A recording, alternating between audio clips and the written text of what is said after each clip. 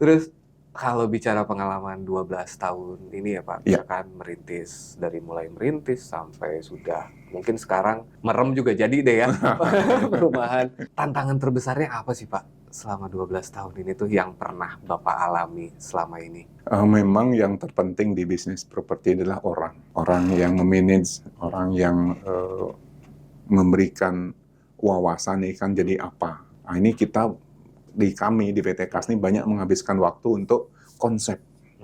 Mungkin kita namanya gambar desain, itu kita bisa bolak-balik sampai 10 kali.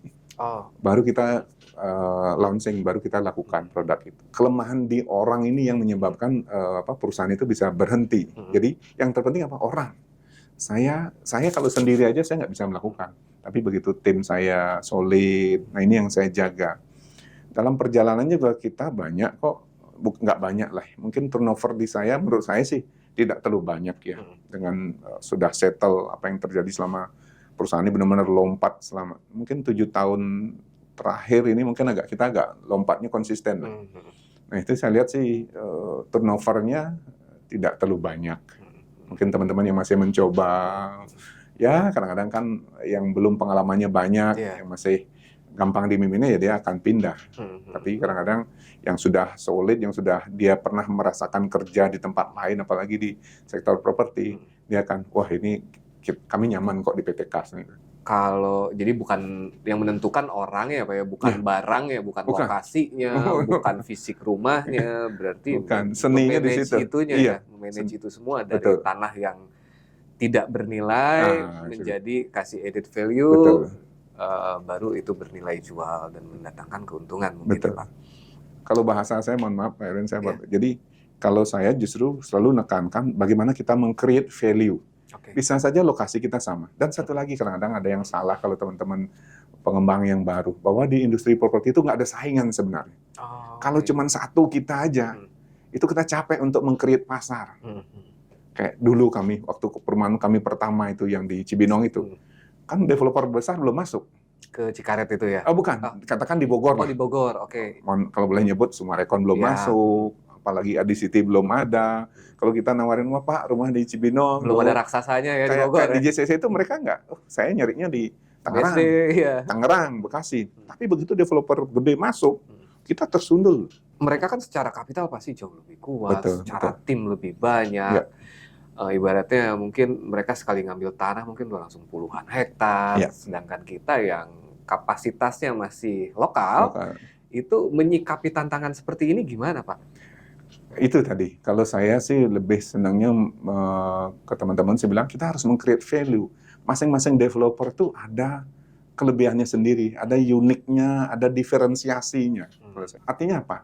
Bisa aja di satu lokasi baru kita sendiri nggak rame. Begitu kami masuk, kalau boleh agak menyombongkan diri, karena kemarin ketemu beberapa teman tuh, kita yang di Dramaga itu, Geria Selaras tuh menjadi trendsetter dibilang. Yang lain pada datang ke sana sekarang. Gini dibuat mereka ngikut. Nggak apa-apa.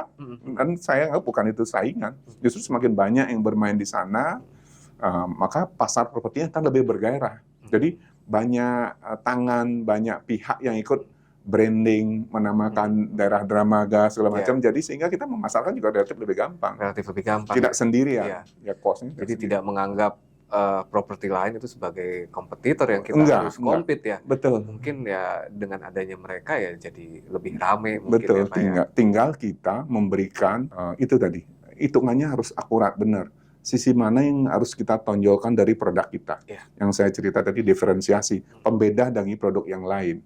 Umpama kami berani berikan smart door. Kami malah proyek di Sentul, orang lain belum berpikir, kami kasih solar panel. Karena arahnya ke depan kan seperti itu. Betul, nah ini tugas di manajemen saya dan saya itu bagaimana mem-create value ini. Kita simulasikan bahwa masuk di harga, kita efisiensi di tempat lain. Gitu. Jadi tadi kembali, gimana caranya bersaing ke developer gede? Ya kita harus efisien, kita harus mempunyai nilai tambah yang berbeda. Contoh, dulu kenapa kami, bukan dulu lah, 2 tahun, 3 tahun lalu saat pandemi, kenapa kami yang paling lari di Geraha Laras Sentul? Karena developer lain diharapkan, kami ada. Kemudian kami juga tekankan, kami kasih insentif, kita masih ada insentif PPN, kita kan ditanggung oleh pemerintah tuh. Jadi pemerintah melalui pemulihan ekonomi nasional menanggung PPN yang harusnya kita bayar 10%, kita nggak bayar developer nih.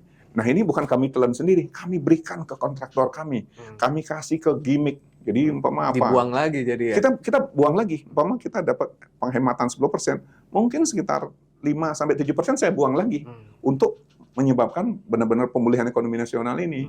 Contoh, makanya orang lain belum ada, kami sudah ada.